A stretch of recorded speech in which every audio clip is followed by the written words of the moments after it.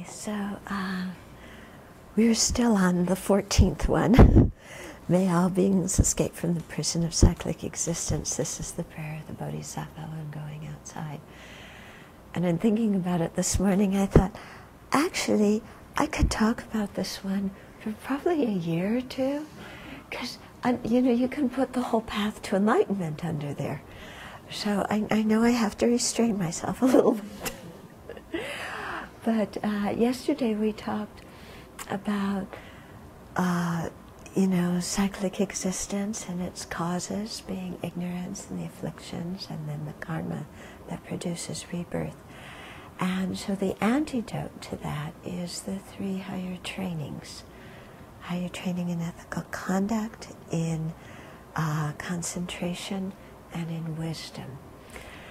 And so with the higher training in ethical conduct, then we take precepts and we keep our precepts purely.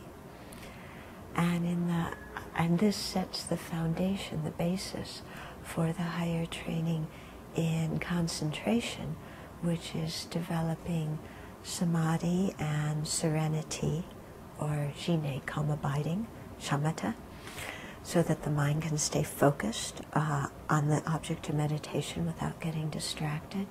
And so you need ethical conduct as a prerequisite to do that, because if you don't keep ethical conduct, your mind is all over the place and filled with afflictions, and then you can't concentrate when you meditate.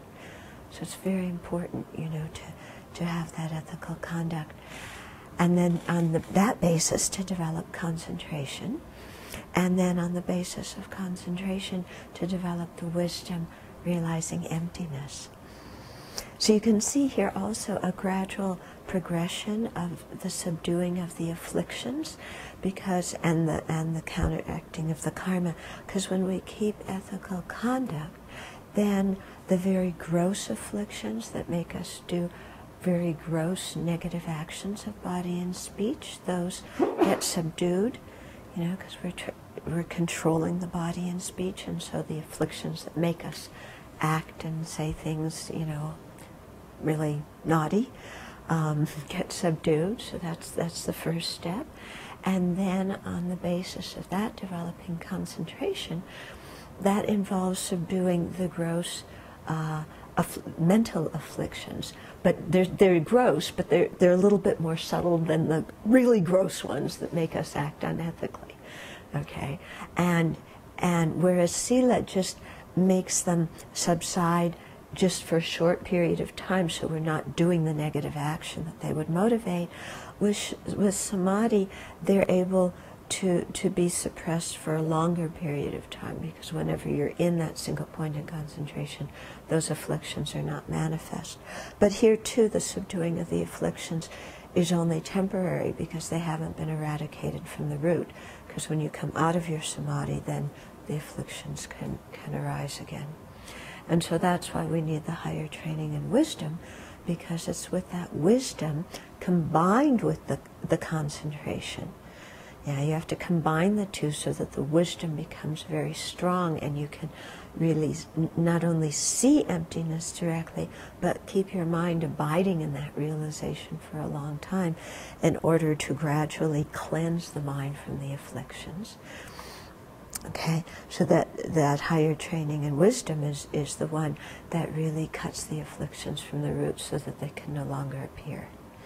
But you can't go straight to the wisdom. You have to cultivate the concentration first. Otherwise, how can you generate wisdom if your mind's all over the place, you know? Or even you get a little understanding, you can't keep your mind on it, okay? So to have the wisdom, you need the samadhi, the concentration, and to develop that, you need the sila, the ethical conduct, you know, that frees the mind from the very, you know, gross disturbances. Because we can see when we act unethically, our mind is not at peace, is it? You know, the minds that prompted those actions are restless, and then of course we feel guilty and regretful afterwards. The mind's not peaceful. Okay, so these 3 go very much in tandem together. And so those three are how we free ourselves from cyclic existence, and the path we're going to teach others to free themselves. But here in this verse, it's saying, may all beings escape from the prison of cyclic existence. And so for that we need the bodhicitta.